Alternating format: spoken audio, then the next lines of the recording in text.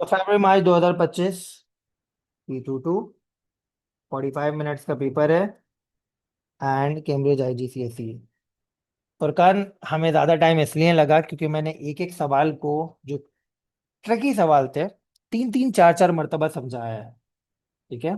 Solve करने में इतना टाइम नहीं लगता है जितना समझाने में टाइम लगता है। चलो आगे बढ़ते हैं।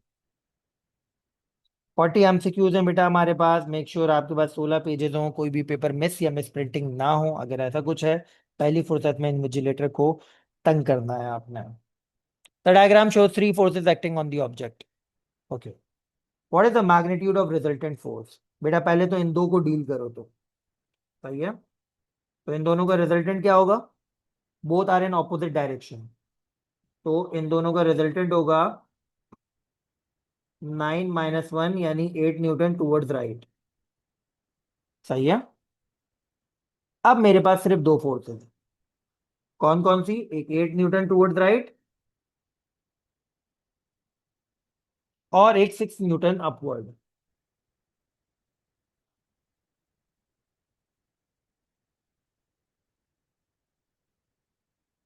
तो बेटा इनका रिजल्टेंट क्या हो जाएगा? Right angle triangle. तो बेटा इसके रिजल्टेंट का मैं क्या करूंगा बेटा? √8 का स्क्वायर प्लस 6 का स्क्वायर लगा दिया पाइथागोरस थ्योरम। तो 8 स्क्वायर प्लस 6 स्क्वायर, इसका रूट निकाल लो, 10 आंसर आ रहा है। सही है। तो 1B। सही बेटा। सबसे पहले हमने वर्किंग की इन दोनों पे, और ये वर्किंग आई हमारी। फिर हमारे पास एक 8 न्यूटन और एक अपवर्ड फोर्स है 6 न्यूटन। इन दोनों को पाइथागोरस थ्योरम से कर लिया। Which defines speed and velocity. Speed हमारे पास क्या है? Distance travelled per unit time. And velocity हमारे पास क्या है बेटा? Speed in a given direction. सही है।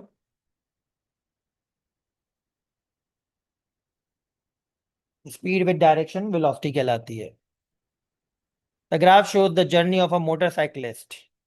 Which section of the graph shows the time when the motorcyclist is stationary at some traffic lights? Okay, speed time graph का gradient होता है acceleration.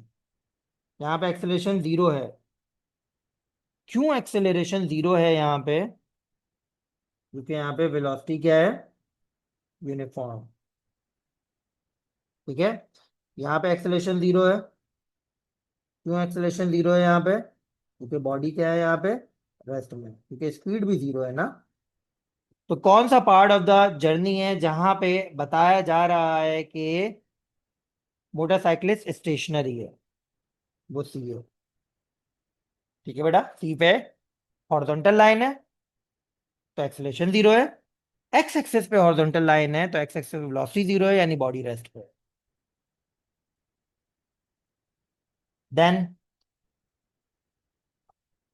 Acceleration of the free fall on the moon is 1/6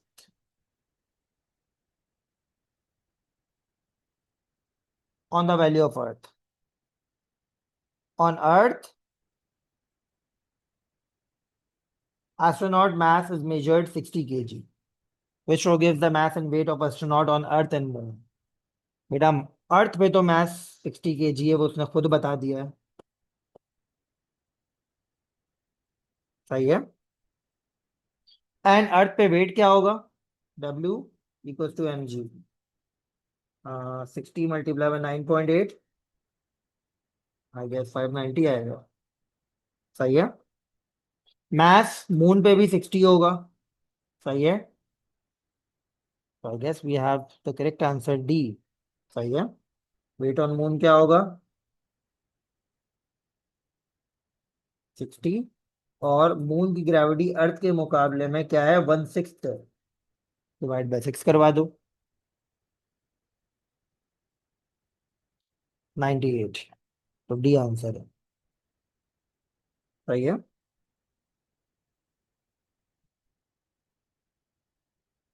load extension graph for a material shown, which points indicate limit of proportionality. बेटा limit of proportionality क्या होता है? वो point जहां तक ग्राफ स्ट्रेट लाइन फॉलो कर रहा है या जहां से ग्राफ बेंड होना शुरू होता है। वाई ये है जहां से बैंड होना शुरू हो रहा है, ए लिमिट ऑफ प्रोपोर्शनैलिटी है। Cool? आगे बढ़ो। Object of mass 4 kg moving with a velocity 3 meter per second in a straight line. What is the momentum of the object? P equals to mv, mass है 4, speed है ये 12 Newton second या kilogram metre पर second. सही बेटा।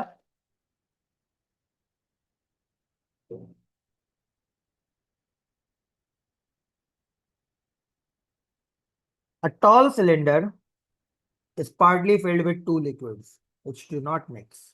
The two liquids have different densities. The student measure the pressure due to liquids at different depths. सही है। अच्छा जी, क्या बोल रहा है? Which graph shows the liquid pressure varies with position P and Q? Okay. Liquid pressure varies with liquid P and Q. सही है।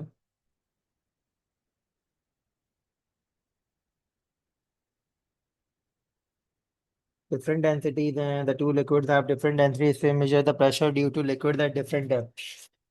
सही है। तो किसकी डेंसिटी हमारे पास नहीं बताया, डेंसिटी किसकी ज्यादा है? ऑफ कोर्स जो नीचे होगा उसकी डेंसिटी हाई होगी, तो बेटा इसकी डेंसिटी हमारे पास ज्यादा है, इसकी डेंसिटी हमारे पास कम है। सही है।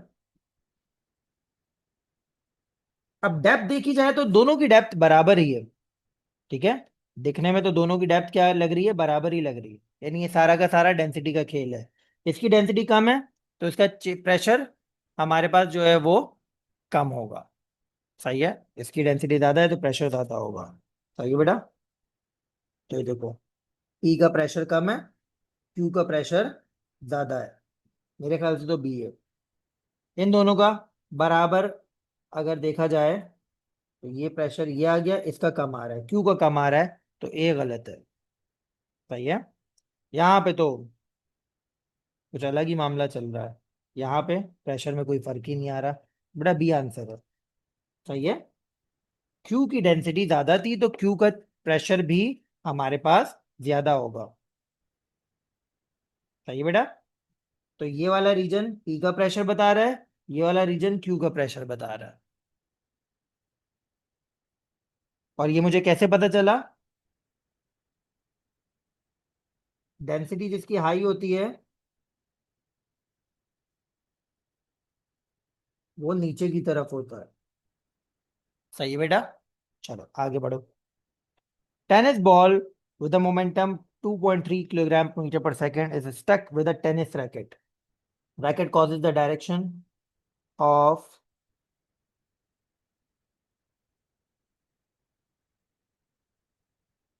motion of the ball to reverse. Okay. The racket exerts an average force of 1500 Newton during the impact. The racket and ball are in contact with each other for this much time. What is the magnitude of momentum of the ball as it leaves the racket? अच्छा जी। तो resultant force क्या होती है हमारे पास? Rate of change of momentum. सही है। तो हमारे पास मोमेंटम पहले का है 1500। चलो एक काम करो, पहले इसे सिंप्लीफाई कर लो। मोमेंटम पहले का है, बाद का नहीं है। सही है। तो पहले का मोमेंटम क्या है बेटा हमारे पास? 2.3। सही है। रिजल्टेंट फोर्स है 1500, पहले का मोमेंटम है 2.3, बाद का मोमेंटम निकालना है। देन हमारे पास टाइम कितना है बेटा? 0.0024। तो 1500 multiply 0.0024 equal to 2.3 minus final momentum. अच्छा, 1500 मल्टीप्लाई 0.0024, ये आ जाएगा 3.6।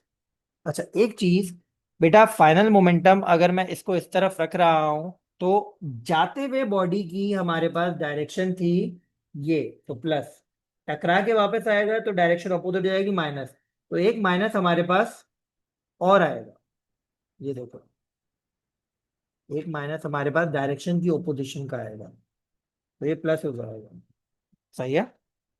तो -2.3 करो, EF आएगा। सही है। तो 3.6 -2.3 क्या होगा? 1.3। फाइनल मोमेंटम क्या आ रहा है? 1.3 ए।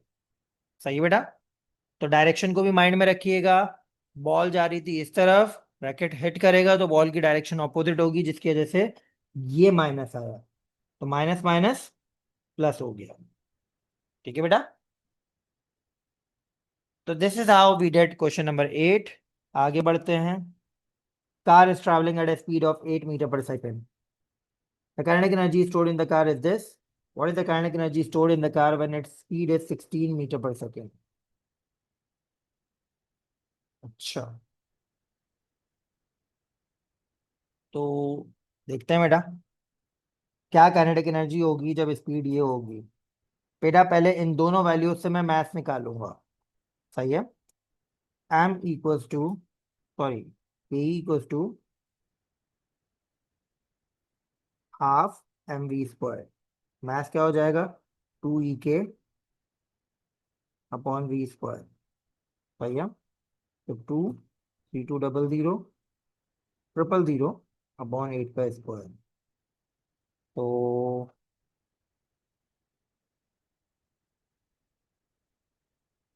बेटा आंसर आ रहा है 1000 kg।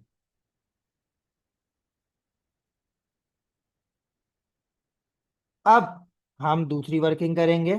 Kinetic energy equals to half mv²। Half m 1000 है और v कितना है? 16 का स्क्वायर। 128,000। डी आंसर है। सही है। दो सिग्निफिकेंट फिगर में राउंड ऑफ करके 1,30,000। Now sun is not the primary source of energy for which source? Primary source sun किस की नहीं है? Sun is not the primary source of energy for which resource? अच्छा, tides are because of the moon. सही है। Tide का major part moon की वजह से। सही है। तो दैट इज हाउ हमारे पास आंसर होना चाहिए B.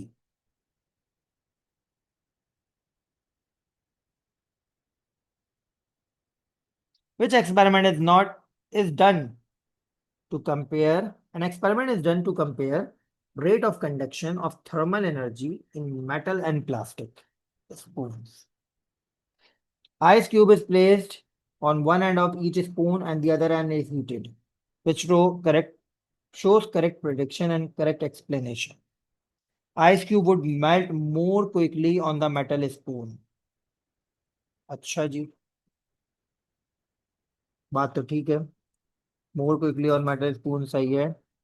Metal is a good conductor, yes. Plastic is a good conductor, no. ये आंसर है। सही है बेटा। Four students determine the efficiency of four different electrical devices. The teacher knows that one student has made a mistake in calculation. What is the value for efficiency? Not correct. अरे, efficiency हमारे पास कभी देखा है efficiency? ये हम पाकिस्तानी बोलते हैं 110% confirm है। ये क्या बात है भाई? 100% होता है। तो एफिशिएंसी कभी भी मोर देन 100% नहीं होती। सही है। तो D is not correct. It could be 12, it could be 36, it could be 78, but it should not be, it cannot be more than 100%. Sample of gas is sealed inside the container of fixed volume. Temperature of the gas is increased. सही है। Which statement explain why the pressure of the gas increases? कौन सा statement बता रहा है pressure of the gas increase होगा? Sample sealed है, volume fixed है, टेम्परेचर बढ़ रहा है। नंबर ऑफ कोलिजन पे गौर करेंगे। Gas particle will collide with the wall more frequently, yes. Mass of the particle नहीं बढ़ेगा बेटा। सील्ड कंटेनर है, बाहर से कोई गैस एंटर नहीं हो रही है। Number of gas particles in the consider increase नहीं होंगे। And time between the collision of the gas particle increase नहीं होगा। ये तो टाइम कम हो जाएगा बेटा। मतलब पहले अगर 1 सेकंड में पार्टिकल टकरा रहे थे, अब वो स्पीड अप हो गए, अब वो लेस देन 1 सेकंड टकराएंगे, तो ये भी गलत होगा। आंसर हमारे पास क्या है? ए, 13 ए। The student does an experiment to determine the specific capacity of a metal. She records the values. Initial temperature है, फाइनल टेम्परेचर है, देखो जरा चेंज इन टेम्परेचर क्या आएगा? 45 - 20 यानी 25 डिग्री सेल्सियस। ये हीट सप्लाइड है, ये मैस है। तो C equal to Q over M delta T. Q बेटा 12,000 है, किलो जूल में लिखा हुआ है। मैस है कितना? 600 ग्राम। किलोग्राम में कितना होगा? 0.6 kg। Multiply by 25, change in temperature.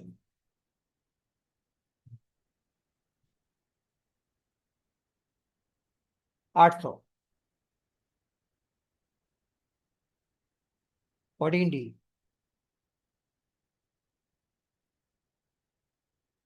Metal block is left overnight in a cool, shady room. In the morning, metal block is moved to warm the surrounding. Okay. Metal block को cool shady room में रखा गया है, पूरी रात ठंडा हुआ है। मॉर्निंग में मेटल ब्लॉक को गर्म सराउंडिंग में रख दिया है। विच statement about the metal block is correct? The internal energy of the metal block increases. हाँ, सराउंडिंग का टेम्परेचर जब ज्यादा है, मेटल ब्लॉक का टेम्परेचर हमारे पास क्या है? कम है। तो मेटल ब्लॉक क्या हो गया? Cold body. सराउंडिंग क्या हो गई? Hot body. तो metal block will receive heat from the surrounding, temperature बढ़ेगा, तो इंटरनल एनर्जी भी क्या होगी? बढ़ेगी। सही बात है। Temperature of the metal block decrease नहीं होगा बेटा, वो पहले कूल था, हॉट एनवायरनमेंट में आ रहा है तो वो हीट एब्जॉर्ब करेगा। Convection transfers energy through the metal block. Solids में कन्वेक्शन थोड़ी होती है। मेटल कॉन्ट्रैक्ट्स स्लाइटली, नहीं भाई, अब तो हीटअप हो रहा है, एक्सपेंड होना चाहिए। Fixed mass of gas contained in a sealed syringe contains at a pressure of 100 kilopascal. The plunger is slowly moved until the pressure is this. The final volume is this. Temperature does not change. Boyle's law apply करने की इजाजत मिल गई। तो बेटा ये आ गया P1, ठीक है, ये आ गया P2, ये आ गया हमारे पास V2। वो बोल रहा है what is the volume of the gas before the plunger is move. ठीक है, मुझे पता चला ये V2 कैसे है, क्योंकि इसने फाइनल वॉल्यूम बोला है। सही है बेटा। बॉल्स लॉ क्या कहता है? P1 V1 बराबर है P2 V2। तो V2 क्या हो जाएगा बेटा? सॉरी, V1 क्या हो जाएगा बेटा? P2 V2 अपॉन P1, यानी 80 multiply by 50 divide by 100, 40, 16B।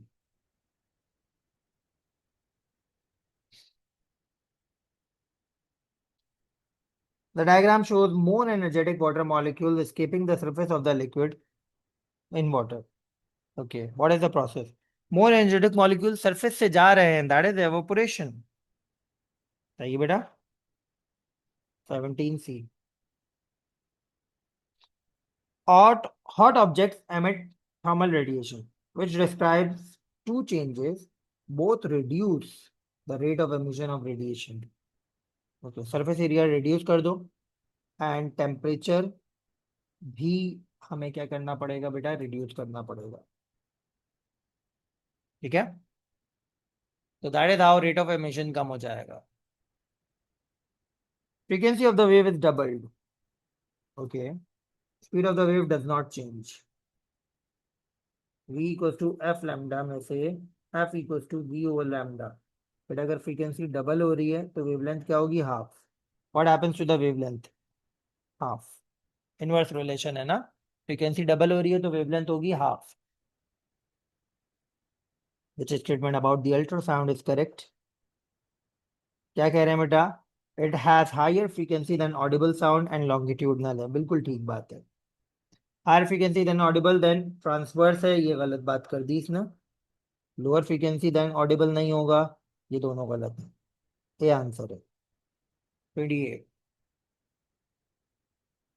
Which statement about the image formed by plane mirror is not correct? Image is real. ये not correct है. वर्चुअल होती है इमेज. अपराइट सही है. इमेज का साइज सेम होता है. सही है. Distance from the image to the mirror distance from the object to the mirror होता है. तो नॉट करेक्ट है A. Ray of light is incident on a boundary between air and water. Under which condition is the ray of light total internal reflected? Okay. Ray denser से less dense पे जाएगी. तो रे initially in air. Wrong. सही है. ray initially in water incident on water air boundary at an angle of incidence more than critical angle. D answer है बेटा. ठीक है. पानी के अंदर वाटर एयर बाउंड्री पे रे टकरा रही है denser to less dense at an angle of incidence more than critical angle. 22 D. 23 converging lens is used to make the image on the screen. Image, which type of image is formed on the screen? Screen पर image form हो रही है तो real है. और real हमेशा inverted होती है. सही बेटा. स्क्रीन पे उसने बोला इमेज फॉर्म हो रही है तो image form on screen is known as real image. And हर रियल इमेज इन्वर्टेड होती है. Negatively charge rod is brought near to the metal sphere. Positive charge develops on the surface of the metal sphere closest to the negatively charged rod. Why is this? क्या बोल रहे हैं भाई? Negative charge rod metal sphere के करीब लेकर आई गई है. डायग्राम से बताता हूँ. ये हमारी नेगेटिव चार्ज रॉड है.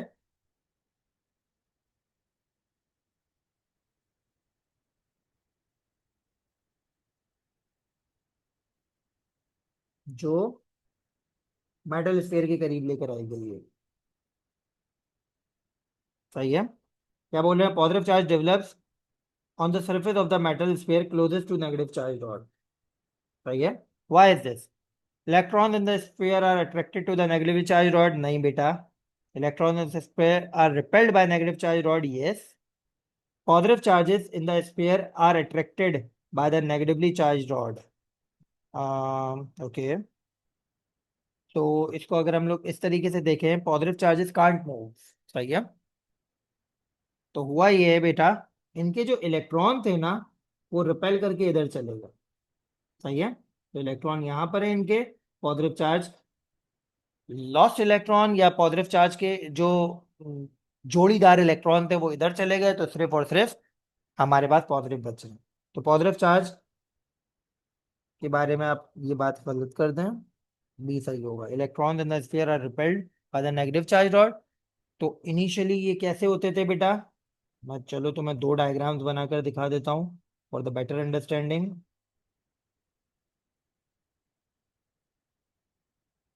पहले होते थे ये ऐसे. सही है. अब इनके इलेक्ट्रॉन रिपेल होके यूं चले गए. सही बेटा. पहले न्यूट्रल था ये. तो बी आंसर है. EMF of a cell is defined in which terms of quantities? Work done per unit charge या एनर्जी पर यूनिट चार्ज? तो बेटा हम देखें किस तरह बात कर रहे हैं. Energy transferred by the cell in moving the charge round the circuit. सही है. सही बात कह रहा है. Energy transferred by the cell in moving voltage around the circuit. No बेटा. पावर ट्रांसफर्ड नहीं होगी. ये नहीं होगी. ए ही आंसर है. Resistors are connected to the battery of EMF V, current I, power P. In time t, the energy transferred is E. Which expression is correct? भाई IVT तो सही है. ये गलत है. P equals to I square R होता है या V स्क्वायर ओवर आर होता है. ये भी गलत है. ये आंसर है. Energy equals to IVT. बहुत मरतबा सॉल्व कर चुके हैं. सही है. That is correct. Copper wire of length 80 centimetre and cross section area 0.2 millimeter as the resistance R. Which length of the copper wire has a cross sectional area 0.4 millimeter square has resistance R? अच्छा. तो बेटा देखते हैं. हमने बोला resistance और area में inverse relationship होता है. तो बेटा क्या हो गया यहाँ पे देखो. इसके मुकाबले में क्या हो रहा है बेटा, रेजिस्टेंस एरिया डबल हो गया, तो रेजिस्टेंस क्या हो गई है, हाफ। सही है।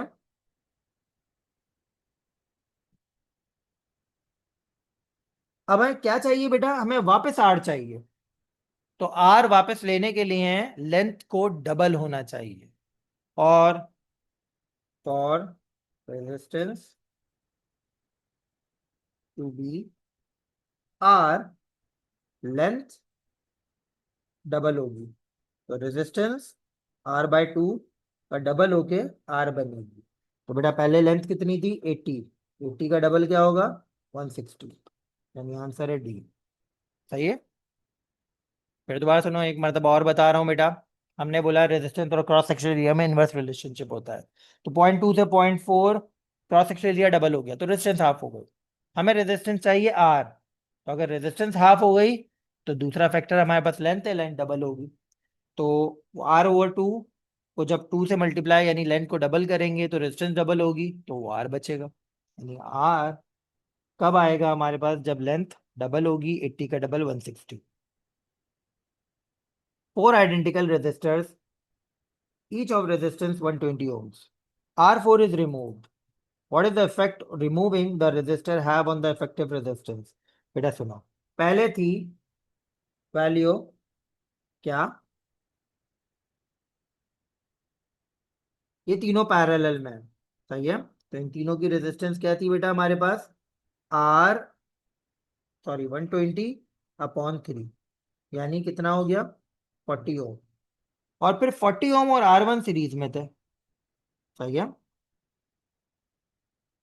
ये ये डायग्राम थी पहले। आरपी मतलब आर पैरेलल, और ये R1। सही है। तो पहले डायग्राम हमारे पास ये थी, ये प्रीवियस वाला जो सिनेरियो है ना, मैं काम करता हूँ, इधर रख देता हूँ। सही है।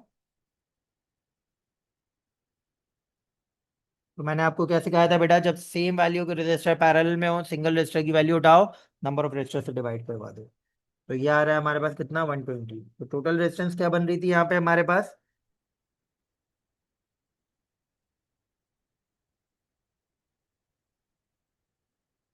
120 + 40 यानी 160। नाउ लेटर क्या हुआ है बेटा, लेटर हमारा सर्किट में से R4 हट गया, यानी R1 तो अभी भी 120 ओम है, और R पैरेलल क्या हो गया बेटा, हाँ 120/2, यानी 60 ओम, क्योंकि ये हट गया ना। सही है। तो अब बेटा इफेक्टिव रेजिस्टेंस क्या हो जाएगी हमारे पास, 120 + 60, 180। सही है, यानी रेजिस्टेंस बढ़ गई। Effective resistance does not change, no. Effective resistance increases by 20, yes. पहले 160 थी, अब 180 है। सही है बेटा। पहले 160, अब 180। कूल। आगे बढ़ते हैं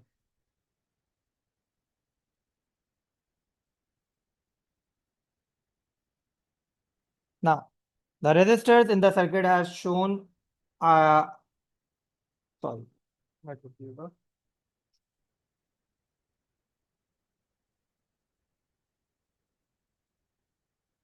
the resistors in the circuit are identical. V2 is 1.5, A2 is 0.5, A3 is 0.25। चलो ये लेबल कर लें जरा। V2 हमारे पास कितना है बेटा, 1.5। ठीक है। A2 हमारे पास है 0.5, एंड A3 है हमारे पास 0.25। सही है। व्हाट आर द रीडिंग्स और A1, बेटा A1 तो इन दोनों का सम होगा। सही है। 0.5 + 0.25 यानी 0.75 होगा A1। सही है। नाउ और V1 क्या होगा बेटा हमारे पास, V1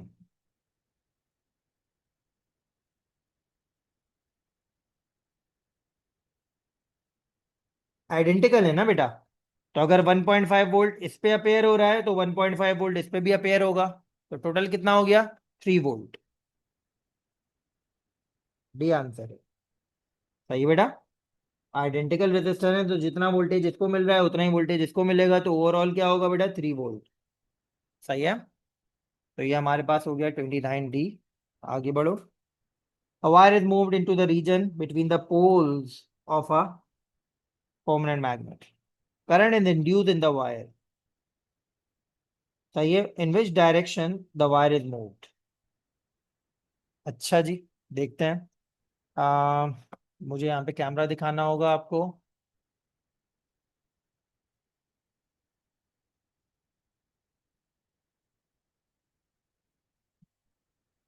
जी।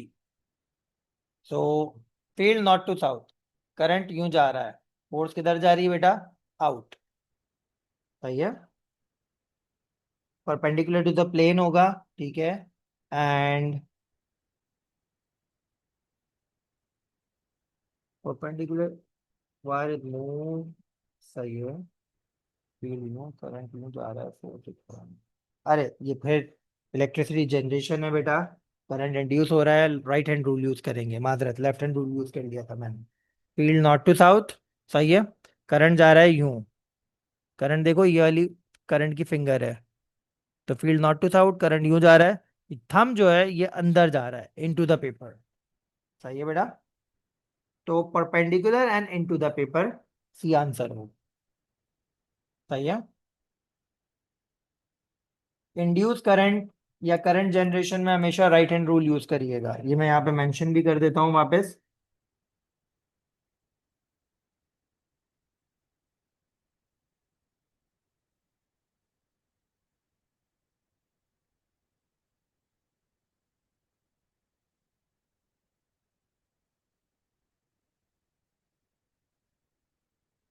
सही है बेटा।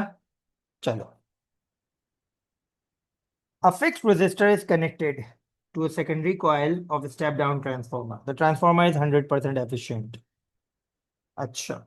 The variable resistor is adjusted so the current in the fixed resistor decreases by 0.25 ampere. What change to the current in the primary coil?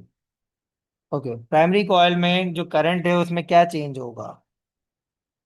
Secondary coil, क्या बोल रहे हैं, द वेरिएबल रेजिस्टर एडजस्ट किया जा रहा है उस वक्त तक जब तक फिक्स रेजिस्टर का करंट 0.25 टाइम्स डिक्रीज ना हो जाए। ओके।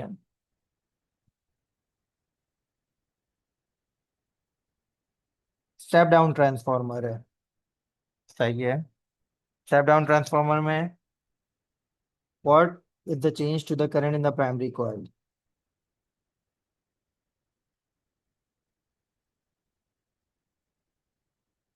चलो देखते हैं। बेटा देखें, बीपी अपॉन वी एस बराबर है I S upon I P. सही है ना। अगर हम देखें बीपी अपॉन वी एस और आईपी को इधर भेज दें तो ये आ जाएगा आई एस। सही बेटा। ये कम हो रहा है तो ये भी कम होगा, बट साथ में ये फैक्टर भी है। सही है। तो और ये फैक्टर बड़ा फैक्टर है, स्टेप डाउन ट्रांसफार्मर है ना, तो प्राइमरी कॉइल के वोल्टेज ज्यादा होंगे, सेकेंडरी कॉइल के वोल्टेज कम होंगे। सही है।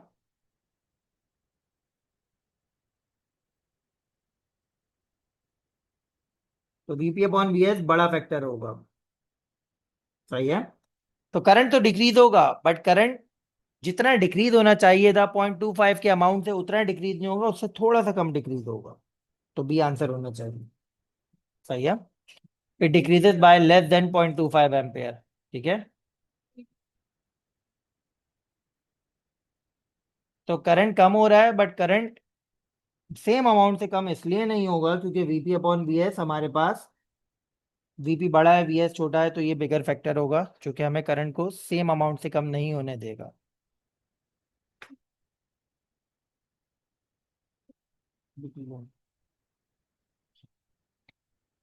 सही बेटा। तो ये हमारे पास सिनेरियो आया है। It decreases by more than 0.25 ampere इसलिए नहीं होगा क्योंकि ये वाला फैक्टर हमारे पास बढ़ रहा है ना, तो इस फैक्टर के हिसाब से हमारे पास देखो ये तो श्योर है करंट कम होगा, सही है, लेकिन मोर देन 0.25 एम्पेयर ये वाला फैक्टर नहीं होने देगा, सही है, वो बिल्कुल पहले जो मैंने कहा है बिल्कुल ठीक कहा है। चलो आगे बढ़ो। Electrical device changes voltage of an electrical supply from 240 to 20 volt. What is this device? AC की बात हो रही है, ट्रांसफार्मर है बेटा ये, सही है, 240 से 20 वोल्ट एसी पे आ गए, ट्रांसफार्मर है। AC generator is set up so its coil of wire is perpendicular to the magnetic field. The coil of wire is rotated slowly to produce alternating EMF. The graph shows the induced EMF against time. Which section of the graph represents the rotation of 3/4 of turn? 3/4 of turn कौन सा part of the, हम वो दिखा रहा है हमें, I mean graph का कौन सा पार्ट हमें शो कर रहा है। ओके, तो बेटा देखो, ये होगा हमारे पास ओपी पे क्वार्टर, ओक्यू पे क्या होगा बेटा, हाफ टर्न, ओ आर पे 3/4 टर्न, सही है, एंड ओ एस पे फुल रोटेशन। तो ये जब मैंने आपको जनरेटर पढ़ाया था मैंने आपको पूरी कहानी समझाई थी, सही है। तो 3/4 में क्या हो रहा है बेटा हमारे पास, ओ आर, सही है।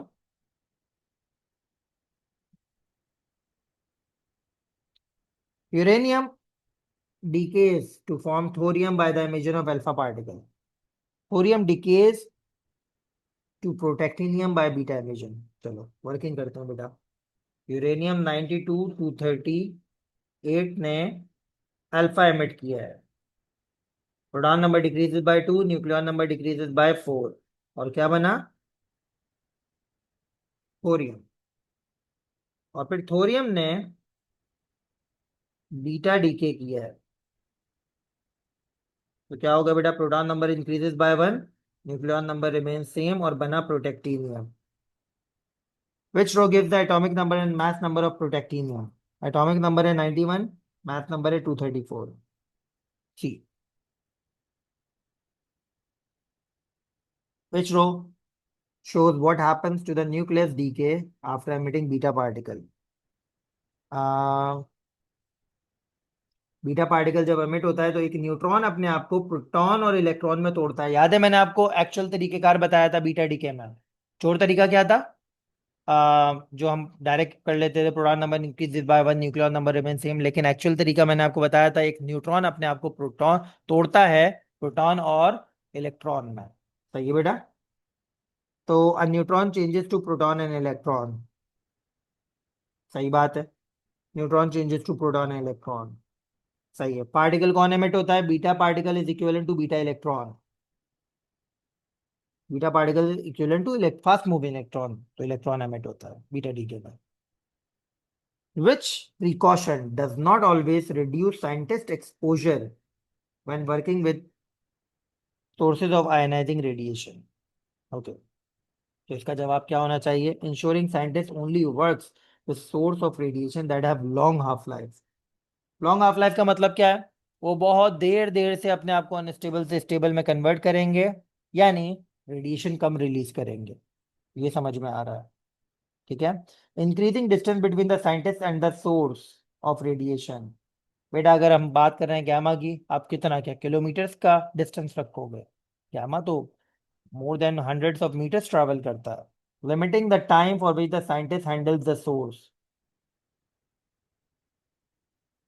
एक मिनट, क्या बोल रहा है बेटा, which precaution does not always reduce, एक मिनट रुको, क्या रिड्यूस करेगा पहले वो डिस्कस करते हैं, क्या रिड्यूस करेगा, इंक्रीजिंग द रेडिएशन, थोड़ा बहुत रिड्यूस करेगा, मादरत ये थोड़ा बहुत रिड्यूस करेगा, डिस्टेंस बढ़ाएंगे, प्रिकॉशन में हमने पढ़ा है ना, the distance between the source and the person should be as large as possible, ठीक है, and exposure time should be minimum, ये भी रिड्यूस करेगा, प्लेसिंग लेड, लेड गैमा को रोक देगा, ये भी रिड्यूस करेगा, ठीक है। अगर हम बात करें ensuring scientist only work with the source of radiation that have long half life, for example मेरे पास एक लॉन्ग हाफ लाइफ की सोर्स है जिसके अंदर 1 लाख अनस्टेबल न्यूक्लिया है, सही है, तो बेटा क्या होगा, फर्स्ट हाफ लाइफ के बाद वो आधे 1 लाख में से 50,000 अनस्टेबल से स्टेबल में कन्वर्ट करेगा और 50,000 रेडिएशन एमिट करेगा। बट अगर यही सैंपल मेरे पास ऐसा है जिसके अंदर 10 लाख अनस्टेबल न्यूक्लिया है, तो उसी सेम टाइम ड्यूरेशन में वो अनस्टेबल न्यूक्लिया से अनस्टेबल न्यूक्लिया हाफ कन्वर्ट करेगा। 10 लाख का हाफ क्या है? 5 लाख। तो 5 लाख रेडिएशन एमिट करेगा। सही है बेटा? तो जितने ज्यादा नंबर ऑफ अनस्टेबल न्यूक्लियाई होंगे उतनी रेडिएशन एमिट होंगी। सही है? तो that's not the possible case. Not always बोला है उसने, तो हमने ए कंसीडर कर लिया। Detector is placed near the radioactive isotope and record count rate of 780 counts पर मिनट। आइसोटोप की हाफ लाइफ है 8 मिनट। एवरेज बैकग्राउंड काउंट है 60। What is the count rate measured after 16 minutes? Okay बेटा, पहले 700 में से 60 माइनस करो, क्योंकि सिर्फ बैकग्राउंड हाफ लाइफ सिर्फ और सिर्फ किसकी होती है? सैंपल की होती है। तो 640 आ रहा है। तो 640 से 320 होंगे 8 मिनट में। 320 से 160 होंगे 16 मिनट में। एंड जब काम हो गया वापस 60 ऐड कर दो। क्या आ जाएगा बेटा? 220। D.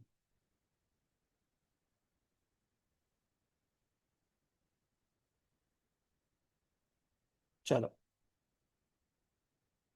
Nucleus of the isotope nitrogen absorbs neutron. अच्छा जी। तो it then decays into the isotope of carbon and emits X. What is X? बेटा 7 है ना, तो यहाँ पे 1 आएगा। 14 है, यहाँ पे 15 है, तो यहाँ पे भी 1 आएगा। ये प्रोटॉन है बेटा। सही है?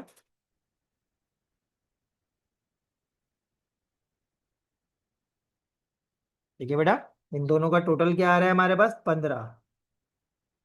सही है? तो 15 14 यहाँ पर है, तो इसका 1 होना चाहिए। सही है? यहाँ पे टोटल आ रहा है 7, 6 है, तो इसका 1 होना चाहिए, तो ये प्रोटॉन है। Now, graph shows how the strength of Earth's gravitational field varies as the distance from the Earth's surface increases.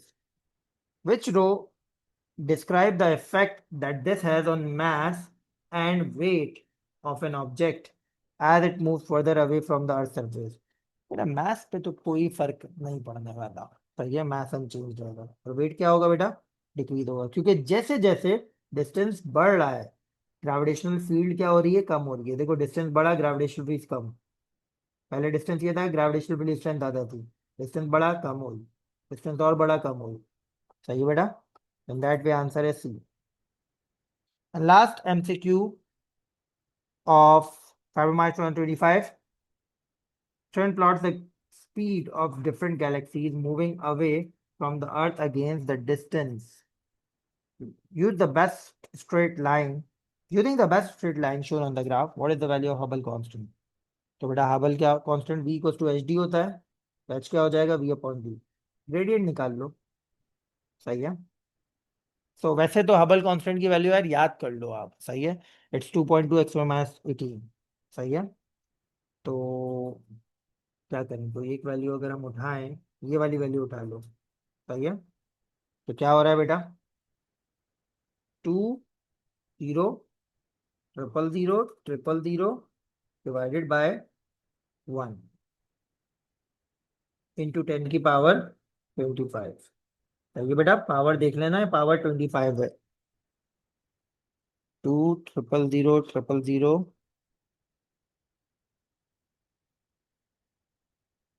Divide by 1 x/25 वो यार है 2 x/18।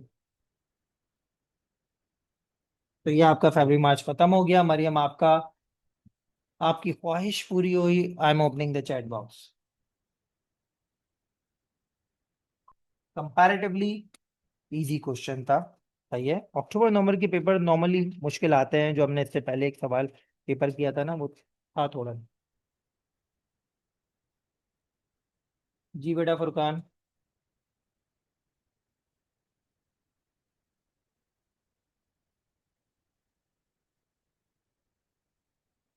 Furqan, I can not here you.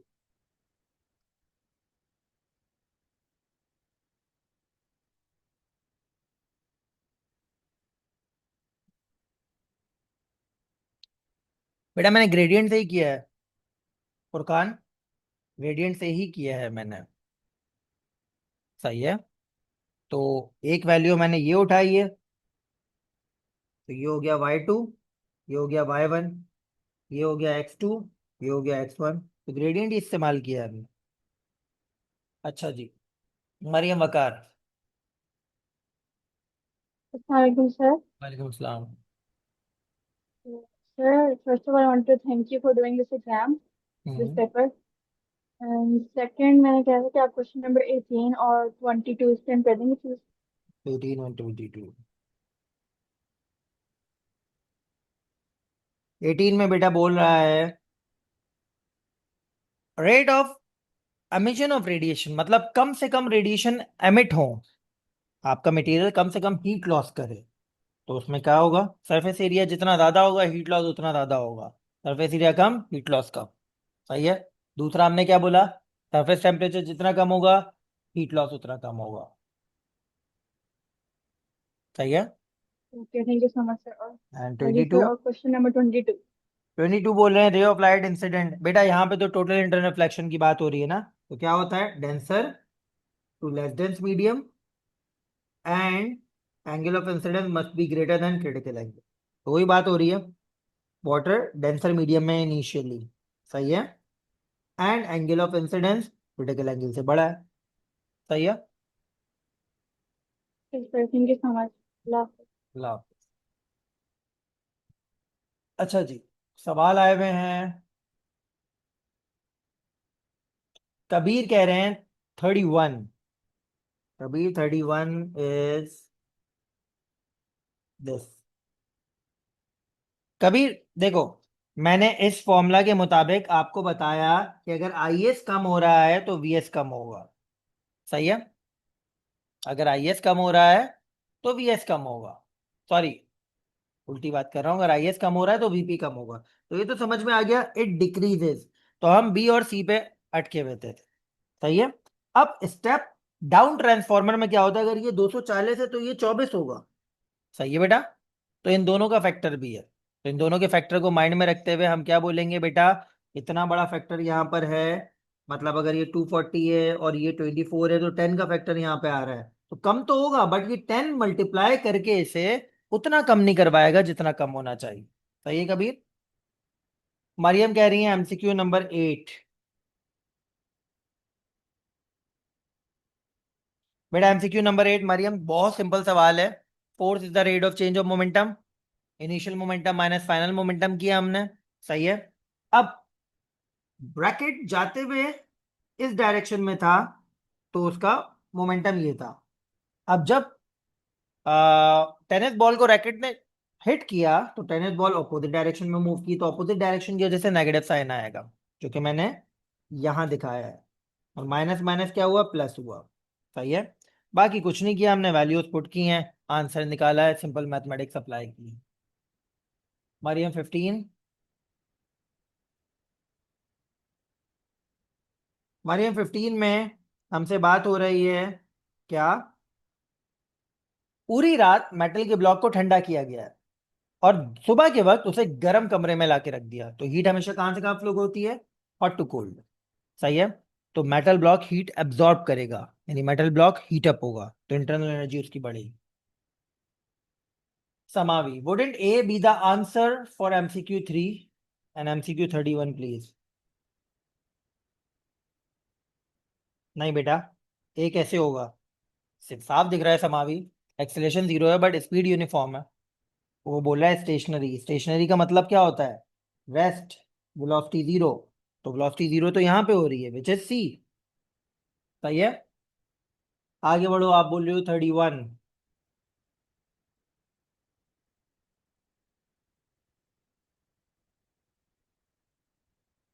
ये अभी समझा दिया मैंने। दयान question 10।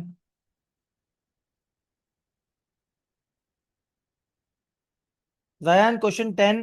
Tides are because of the moon. सही है। टाइड्स का जो मेन प्रोपोर्शन है ना वो मून की वजह से होता है, सूरज अर्थ से दूर है मून के मुकाबले में, तो सूरज भी टाइड्स के ऊपर इफेक्ट करता है, बट मून का ज्यादा पार्टिसिपेशन होता है हाई टाइड्स के ऊपर. That is why most of the places where high tides occur, it's normally night time. Most of the places, not every place. Can you please explain 30 question transformer 1?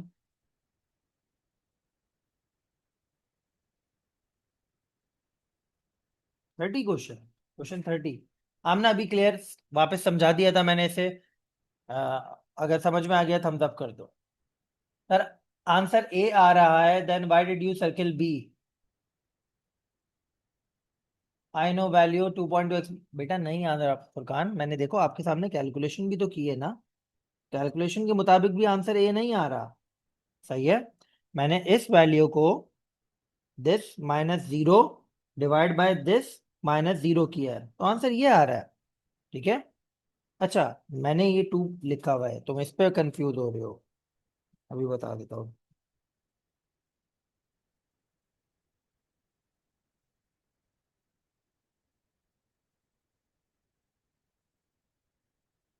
अच्छा अच्छा अच्छा अच्छा. ये basically मैंने आपको पहले बता दिया था. सॉरी यार, आप सही कह रहे थे. ये मैंने आपको पहले बता दिया था. याद कर लो, हबल कांस्टेंट की वैल्यू 2.0 एक्सपोनेंट माइनस 18. तब मैं सर्किल कर चुका था कैलकुलेशन से पहले, तो शायद ये पहले का हुआ था. थैंक यू बेटा. एमन कैरी है 23.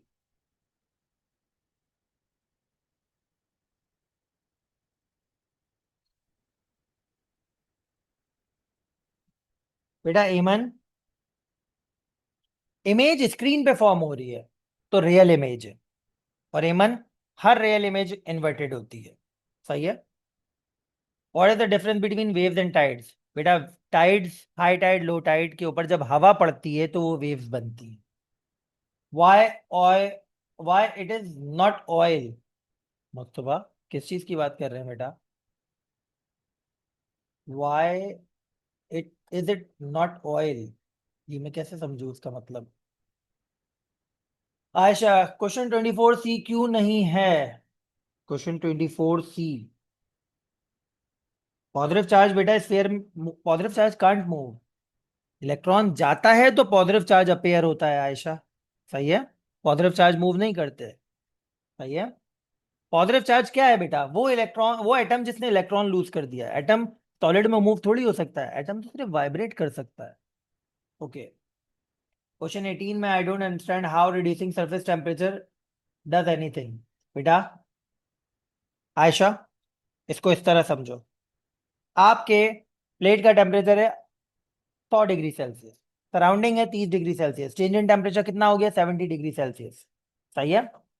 देन जब मैंने टेम्परेचर रिड्यूस किया, आपके प्लेट का टेम्परेचर है 50 डिग्री सेल्सियस. सराउंडिंग अभी भी 30 degree Celsius. Change in temperature कितना हो गया? 20 डिग्री सेल्सियस. तो चेंज इन टेम्परेचर के मुताबिक ही तो हीट फ्लो करती है. कम change in temperature, heat flows less. ज्यादा change in temperature, heat flows more. Okay. Sir तो उससे ऑपरेशन कम, क्या कह रही है बेटा? I don't please. How radiation having impact? वो मैंने आपको बता दिया बेटा. सरफेस एरिया बड़ा होगा तो बेटा इतने बड़े एरिया से हर तरफ हीट रिलीज होगी. इट्स जस्ट इमेजिन, आप बारबेक्यू कर रहे हो, छोटी सी आपने अंगीठी लगाई हुई है. सही है. तो कमरे में हीट कम होगी. सही है. बड़ी अंगीठी लगाएंगे तो कमरे में हीट ज्यादा होगी. तो अगर आप surface area of the heating surface बढ़ा रहे हो तो हीट लॉस भी बढ़ जाएगा. ओके. ऑयल भी तो है. अच्छा, आप इसकी बात कर रहे हो. कहाँ गया सवाल? ये वाला था ना. सन इज नॉट. बेटा ऑयल की प्राइमरी सोर्स सिर्फ और सिर्फ सूरज नहीं है. जमीन का वेट भी है, जमीन की हीट भी है. Not primary one. सही है. Sir question 7, shouldn't be notice the value of pressure as value of pressure Q is greater in graph A. Question 7. नहीं बेटा, मैंने आपको सिंपल से तरीकेकार बताया. हमारे पास हाइड्रोस्टैटिक प्रेशर में प्रेशर डायरेक्टली डिपेंडेंट होता है डेंसिटी पर. तो मैंने सबसे पहले देखा जो नीचे है उसकी डेंसिटी ज्यादा, तो क्यू की डेंसिटी ज्यादा, पी की डेंसिटी कम. इस तरह देखा. तो क्यू का प्रेशर का मैग्नीट्यूड यहाँ पे ज्यादा होगा पी के मुकाबले में.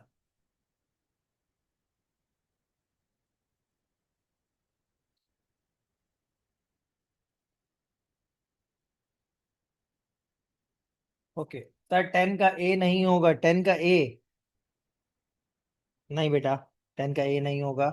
मैंने रीजन रीजन बता दिया Usama. Sorry for, but for tomorrow mock do we have to need a geometry box? जी बेटा। Can you explain question 10? Abu Bakar Kashif बता दिया है। टाइडल एनर्जी में हमारे पास मेन प्रोपोर्शन मून का होता है, सही है। ऑयल की अगर हम बात करें तो ऑयल या क्रूड ऑयल बनाने में, ये क्रूड ऑयल की बात हो रही है भाई। यहाँ पे कोई बोल रहा था फोटोसिंथेसिस प्रोसेस से, भाई मैं कैनोला ऑयल नहीं बनाने की बात कर रहा है, यहाँ पे क्रूड ऑयल की बात हो रही है, सही है। खाने के तेल की बात नहीं हो रही है। तो बेटा ऑयल, विंड और वेव, इन तीनों में सूरज की पार्टिसिपेशन है, सही है। लोग बोलते हैं बेटा सूरज एब्सेंट हो गया तो सारी की सारी एनर्जी एब्सेंट हो जाएगी, लेकिन ऑयल में, जो क्रूड ऑयल है उसमें आपकी अर्थ का भी प्रोपोर्शन है, सही है। अर्थ का मतलब डायनासोर्स या जो भी प्रीहिस्टोरिक प्लैंक्टन्स थे वो जमीन के अंदर दफन हुए हैं। मिलियंस ऑफ ईयर तक जमीन के वेट ने उनको पुश किया, अर्थ की हीट ने उन्हें हीट अप किया, तब जाके क्रूड ऑयल बना। और सूरज की जो हीट जमीन पर आ रही है, जमीन वो भी एब्जॉर्ब कर रही थी, सही है। तो ये है। Can you show question 28 29? बेटा we have to be a bit faster. 28 ये रहा, जल्दी देखो एमन। एंड 29 ये रहा, या सामना। सर मेरा ये क्वेश्चन था कि जो क्वेश्चन 31 था उसमें जब स्टेप डाउन ट्रांसफार्मर है तो वो वोल्टेज तो कम करेगा। जब वोल्टेज कम कर रहा है तो करंट क्यों कम होगा? इनका तो वो होता है ना, इनवर्स रिलेशन होता है, एक चीज कम होगी दूसरी चीज बढ़नी चाहिए बेटा ना। उसने कम करवाया है, हमने खुद कम नहीं किया। उसने क्या बोला है देखो, उसने बोला है current in a fix register decreases by 0.25 ampere. ये कंडीशन तो मुझे बता रहा है ना, यहाँ पे करंट 0.25 एम्पेयर से डिक्रीज हो गया है, सही है। तो मैं उसके मुताबिक पूरी की पूरी वर्किंग कर रहा हूँ। ओके। ओके बेटा, रिकॉर्डिंग ऑफ।